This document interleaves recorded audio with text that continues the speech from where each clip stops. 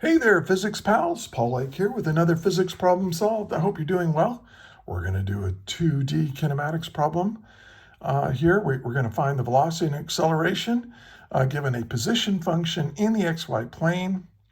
We are going to be dealing with two-dimensional kinematics. We'll be using I hat and j hat for in the x direction and y direction, these unit vectors. We're going to be using differential calculus, but scary calculus. But we're only going to be using the power rule, which is pretty easy. So hopefully you've had some calculus and you can do this. There is a way to do this problem without calculus, though, and I'll show you that as well. So if you're not in calculus yet, you might still benefit from this problem. So let's read it.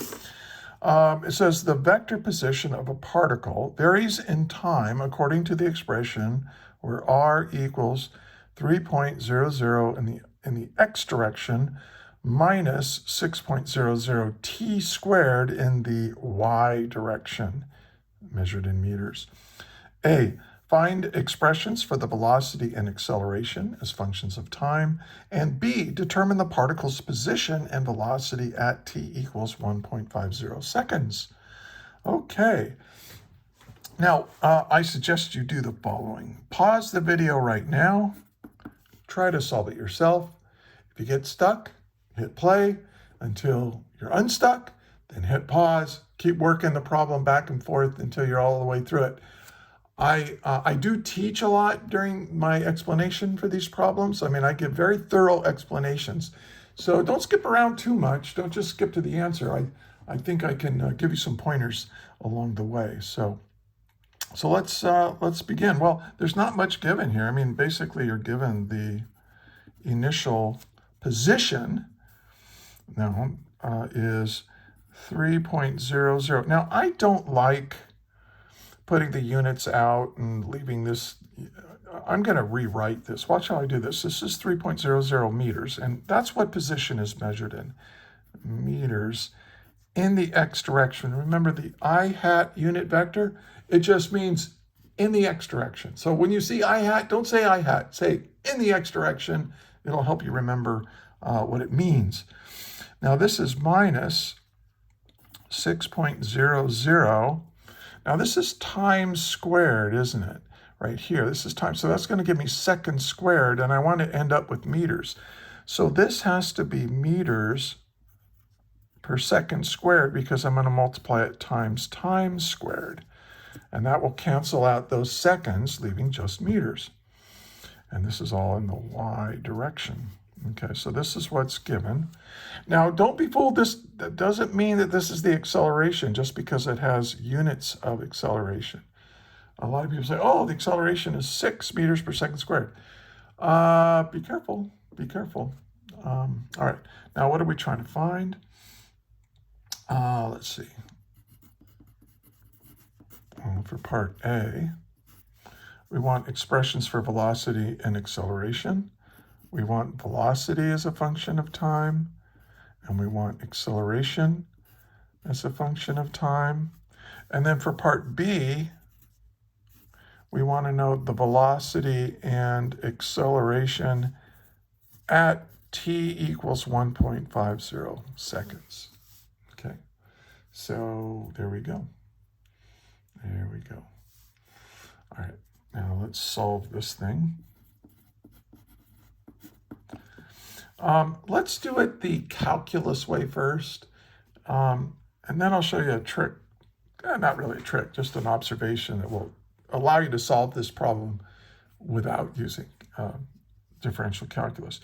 But for part A, we know that the velocity as a function of time is equal to the time derivative of position as a function of time. So all I really have to do to get the velocity is take the time derivative of this right here. So I'll write that down, d dt. We're going to operate the derivative on 3.00 meters in the x direction minus 6 meters per second squared times time squared in the y direction. Okay, so this is a difference. You have two terms here. So you can, the way calculus works is you can operate the derivative on this and then minus, take the derivative of this. So, so that's what we're going to do. All right. So we can say that the velocity is a function of time. Well, operate on this. What is this? This is a constant. There's no time here. This is like t to the 0 power or whatever. So what is the derivative of a constant? It's 0. So basically we have 0 velocity in the x direction. And then minus, now we're going to operate the derivative on this. So you have minus 6.00 meters per second squared. That's the coefficient, or the number out in front. Now we're going to take this derivative here, and you bring the 2 down, and then it's t to the n minus 1. If it's n times t to the n minus 1. That's the power rule for taking derivatives. And what is 2 minus 1? It's 1. So that's going to be t to the 1 power, or just t. And that's all in the y direction. So let's rewrite our answer. We got nothing in the x direction. All the velocity is, well, what is 2 times 6? That's 12.0 meters per second squared times t. And this makes sense because if you plug in a value for time here in seconds, that'll cancel with the second squared, and you'll end up with meters per second, which is what velocity is measured in. And this is all in the y direction. And there's our answer for the velocity as a function of time. So we got this one done. Now we got to figure out what this is, but we're just going to do the same thing. We know that the acceleration is equal to the time derivative of the velocity as a function of time, right? We're just going to operate the derivative on that. The acceleration is the rate of change of velocity. Okay, so let's take that derivative. And we know what this is a negative 12.0 meters per second squared times time. And this is all in the j hat direction. So we're going to operate the derivative on this. It doesn't matter. I put it outside the parentheses, but it still applies to it. Okay. And so this is going to give me my acceleration as a function of time. Well, we got the negative. And then we bring this is t to the 1 power. Use the power rule, 1 down here, and then you have 1 minus 1 is 0. T to the 0 power is 1. So it's just negative 12.0 meters per second squared in the j hat direction. And so this is my acceleration. Notice it's not really a function of time. In this problem, the acceleration turned out to be a constant. Oh, interesting. Well, what does that mean? Well, you can take a look at this right here. Okay, we have a time squared here, and remember that position. We have one of the kinematic equations, and we'll go ahead and use delta y is equal to v naught y times t plus 1/2 a in the y times t squared. And so this is a kinematic equation, and you'll notice that, well, my initial velocity in the y direction is 0. Now you can tell that by looking at this expression, because if this is my velocity as a function of time, well, at t equals 0, this is 0. So we're starting from rest here. So we can just think about that as going away. And then, so what that means is that 1/2 times the acceleration is equal to negative 6. Well, 1/2 of what is equal to negative 6? Negative 12. meters per second squared. So you could have done it if you kind of noticed that pattern and you remember your kinematic equations for constant acceleration. This turns out to be a constant acceleration problem, even though we used derivatives to derive these expressions. It's all good. All right, so let's talk about part B. Now we just want to plug in 1.5. So let's do that for the velocity at 1.5 seconds, 1.50 seconds. I guess I'll go ahead and put that 0 there. Just assume 3 significant figures. Okay, so that just means that I plug in 1.5 seconds wherever I see a t. Here's t, your time. So 1.50 seconds. And this is all in the y direction. And so now if I plug that in, I'll go ahead and put the time in there again. Leave that as part of my answer. The velocity at 1.50 seconds is equal to, well, what is 12 times 1.5? It's 18, negative 18. And notice that the seconds cancels with the second squared. You're left with meters per second. And that's what we want, negative 12.0 meters per second in the y direction. And that's my velocity at 1.5 seconds. And now we'll do the acceleration. Now this might, people might go, well, wait a minute, what's going on?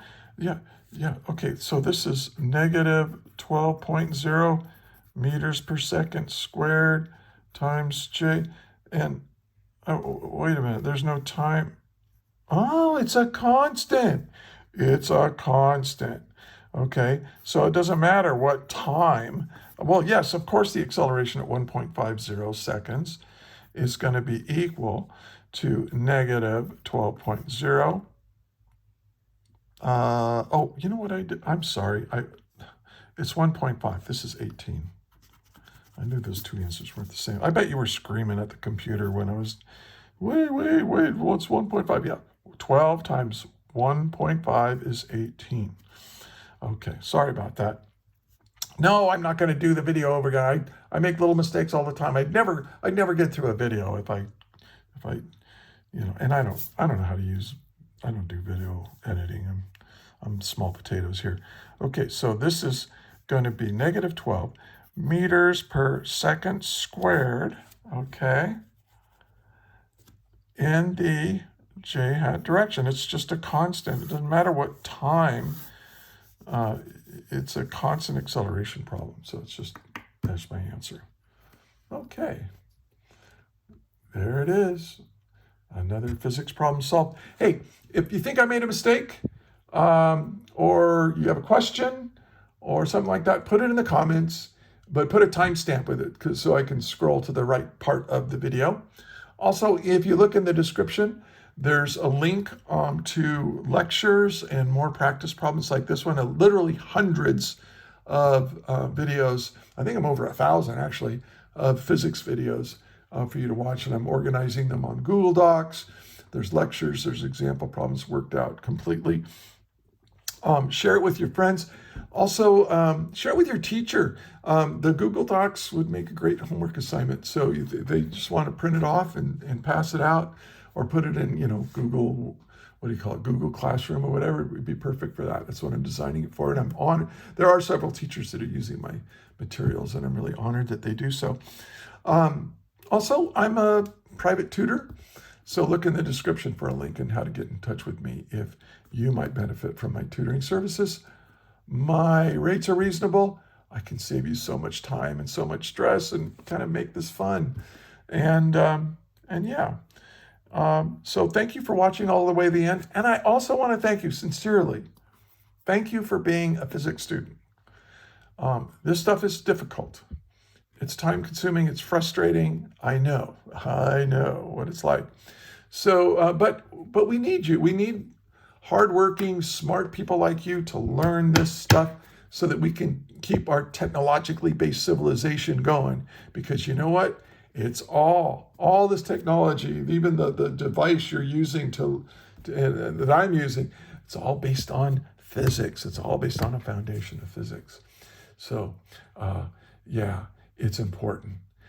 It's also very cool. It turns out the universe is very cool. This stuff is kind of boring, but I guarantee you the best physics is coming. You just keep going, keep going. You're going to have some really cool stuff is coming up in your physics studies. So stay with it.